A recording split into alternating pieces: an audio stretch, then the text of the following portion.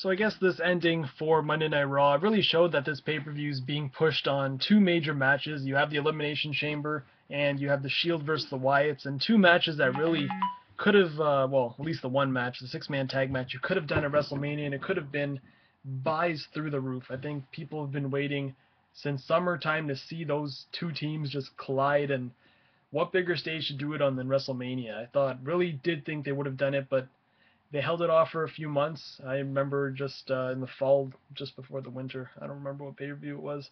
They had a little feud, and then they kind of stopped, and now they brought it back up. But you had the Shield interfere, and then you had Cena come out, then Bryan, and then the Wyatts and Christian. It's pretty much everyone's brawling all at the end.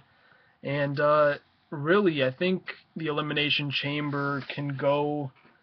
I think it's Orton's gonna end up winning. They're really pushing the fact that Orton's 0-5, and when they had pushed a guy's stats like that, like he's been champion for 434 days, could he do another day? It's usually most likely he's not. Usually he's either gonna win and make and break that unbeaten record, or just fail after having such a great record. So I do see Orton winning and then facing Batista.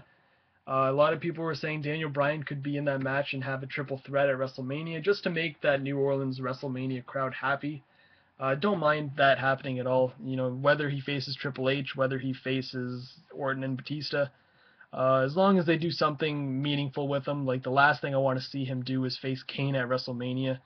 And by the looks of it, that's the way it looks like it's going, because Kane's not gonna.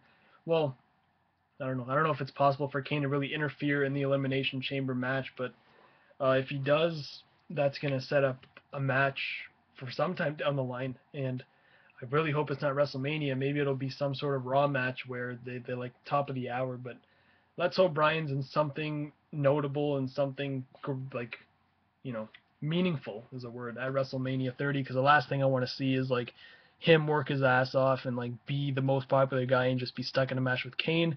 Much like CM Punk, he had match of the year candidates all last year.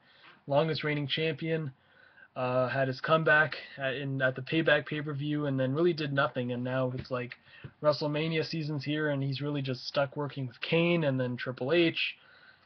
Guys want more than that, and sometimes they don't get it. But it doesn't seem like Bryan's gonna take his ball and go home. But I guess for their own sake, the crowd not hijacking the show, is to put Bryan in something meaningful. But that's just me. And that's all. See you guys in the next video.